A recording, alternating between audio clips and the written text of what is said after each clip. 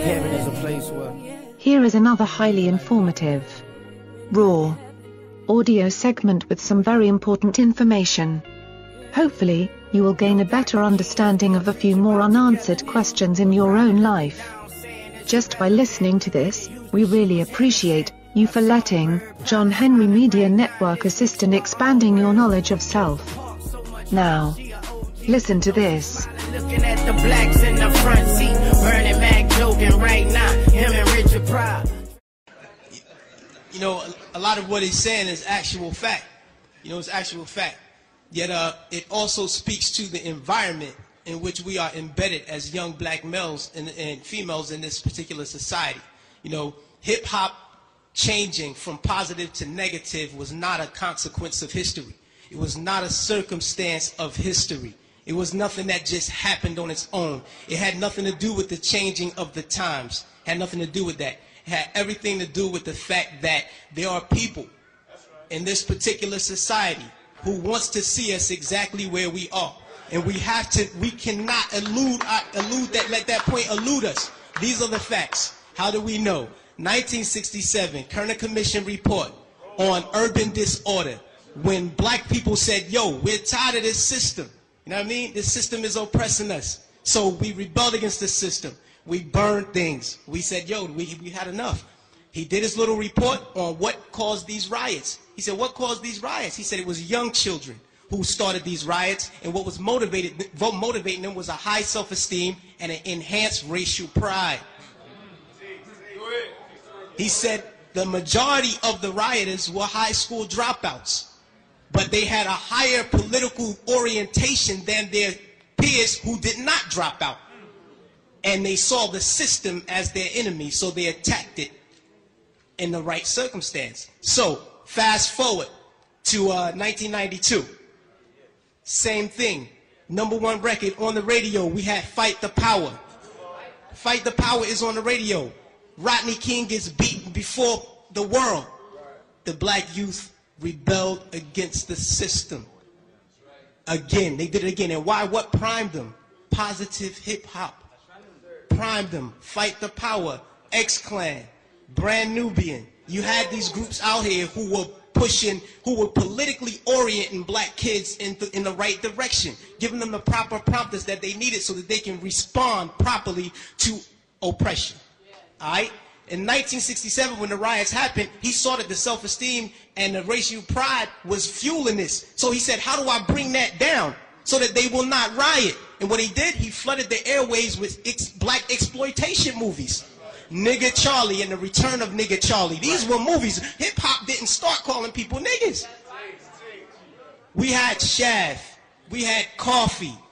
Black girl turned prostitute to do whatever. You know what I mean? But these black exploitation movies brought down the self-esteem and the racial pride so that the kids will not rebel against this system of oppression.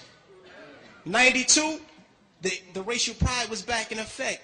We had black kids going to Dr. Ben Yuckinen lectures. We were spending our money to go see Farrakhan speak as opposed to going to a strip club.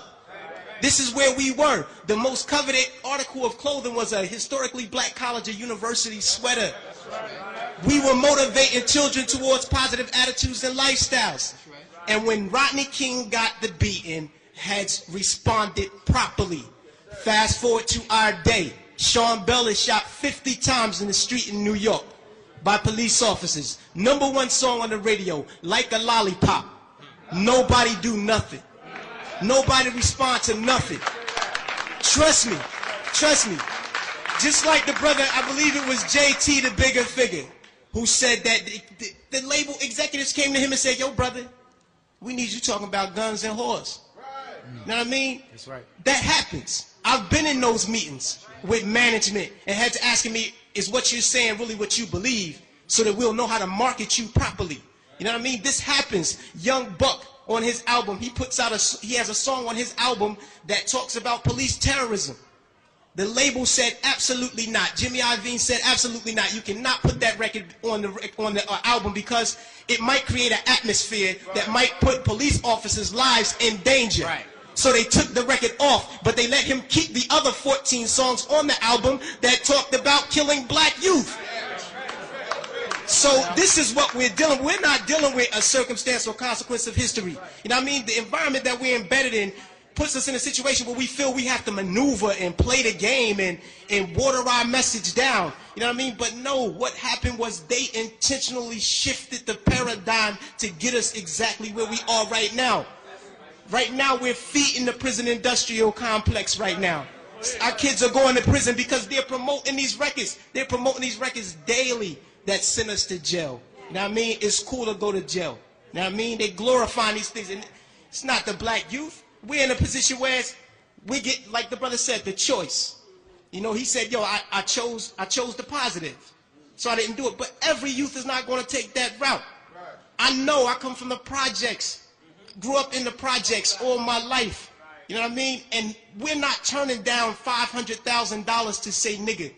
We're not going to do it because we won't turn down $200 to take a package of crack from one corner to the next. You know what I mean? We living in a state of poverty and want of all things. So it's hard for us to make that. Our judgment is clouded. And they knew that the judgment would be even more clouded if they took groups like X-Clan off the radio. This is just what it is. And until we start to deal with the environment that's shaping the behavior, we'll never get to the next level. We have to confront that. Please. Stay tuned in. The next episode will begin soon. You have just heard another great and powerful message for our black community. Brought to you by John Henry Media Network and the United States of America. This is the place for you, your family and friends to hear educational messages and music from other very important black people to help build a stronger and more revolution-ready black America. Your message will awaken another sleeping giant. So, contact us today at jahu.enterprises@yahoo.com. I say again, that's jahu.enterprises@yahoo.com. Get your music or message heard by millions for another generous donation today. Where it's gone, the sun is shining.